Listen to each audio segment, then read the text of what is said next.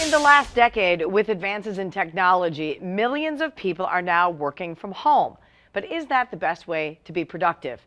The CEO of Yahoo doesn't think so. Marissa Mayer sent a memo to all of her employees yesterday saying, if you work from home, you will now be required to work at the Yahoo offices. Now, this is an issue that affects Minnesota quite a bit. We have a higher percentage of telecommuters than any other state, at 22%. That's about 570,000 people.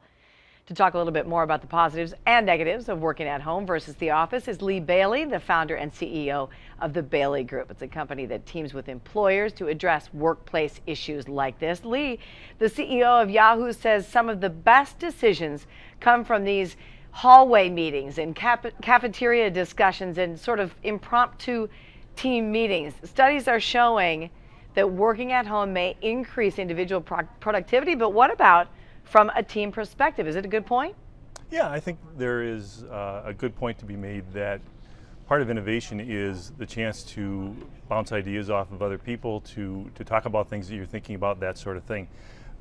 It's certainly possible to have that same sort of effect through technology, that sort of thing, but having the chance to work with people directly, see them face to face, have impromptu conversations certainly is helpful from an innovation standpoint. Well, some of the top CEOs across the world are chiming in on this, and who'd have thought, but Donald Trump actually had something to say. Here it is, we'll put it on the screen for everybody. It took great courage for Marissa Mayer to take away the right of employees to work at home. Well, Richard Branson tweeted, perplexed by Yahoo, stopping remote working. Give people the freedom of where to work and they will excel. Do you think we'll start seeing a trend where more companies now, like Yahoo, want to see their employees face to face?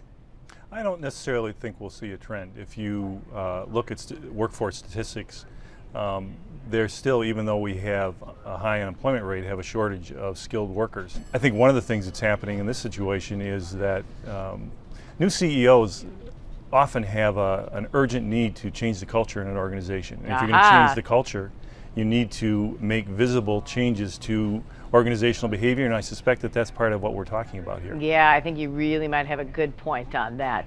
I want to share a couple of other numbers with you, though, quickly. There were numbers that were released last week from a Stanford study that show people working from home reduce their chances of getting a promotion by something like 50%. Should that be a real concern for people who are working at home, too?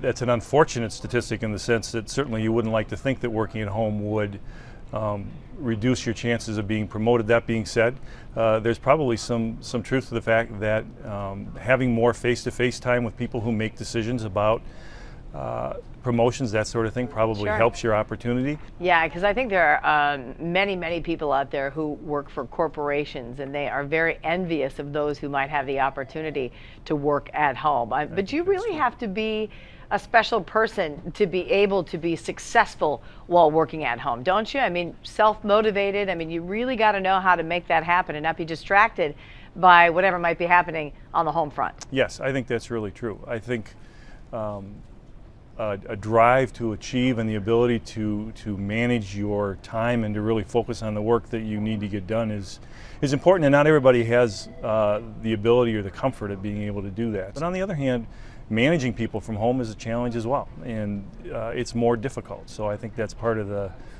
push and pull that organizations have to work with. All right, Leigh Bailey, we sure do appreciate your time. Thank you. Thank you very much.